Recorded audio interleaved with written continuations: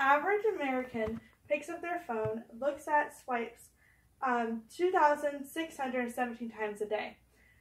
Debates have been done about whether this technology has had a positive or negative effect on our culture. But all can agree that technology is affecting our families. Even though this is a huge part of our lives, many have not thought about how it is affecting us. In this speech, we'll look at the positive and negative effects that technology has had on our family. First, we'll look about how it is affecting our brains. Technology can become very addicting the more you use it.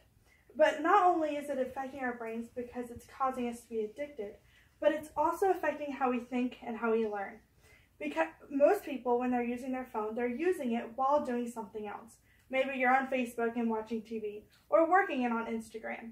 While we're doing this, we're training our minds to constantly be in a state of multitasking.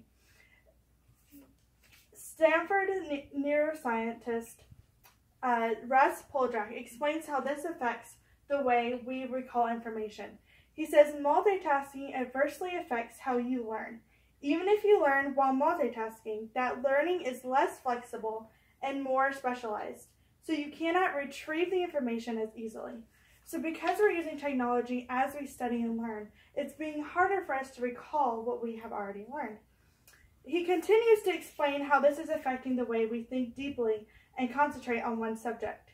He says it becomes much harder to sustain attention, to think about one thing for a long period of time, and to think deeply when the stimuli are pouring at you all day long. I argue that the price we pay for being constantly inundated with information is the loss of our ability to contemplate and to think deeply. While I was doing the research on this topic, it became evident that the focus and the noise is on the negative. Most people are speaking out about the negative effects of technology, but this does not mean there are not positive effects and proof that show that. One of the positive effects of technology is we're able to learn at a quicker pace because we have more access to information. Most of the research that you find for papers have been researched on the internet using articles. It also has allowed people to go to college and become more intelligent without going on campus. So many say that technology is helping us to become more intelligent. Most Americans think that technology has a positive effect. Pew Research Center did a research, and 52% of adults think that technology is having a mostly positive effect on our culture. 38% say it's both negative and positive, and only 8% say that it's having a negative effect.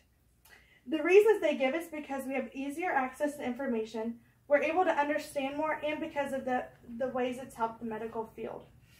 Cognitive scientist David Chambers agrees with this.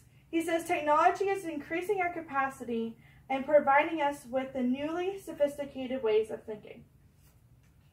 So technology has affected our brains both in positive and negative ways. We're able to learn things quicker and access more information, but also it can hinder us in being able to recall the information that we've learned. But is it affecting children in a different way? Many people think it is.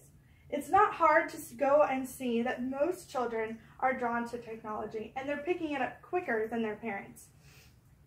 Industries have taken advantage of this, and they have made apps and different things to help children learn at a younger age. Apps to help them read and count and even to learn new languages. Many parents agree that this has helped their child's education.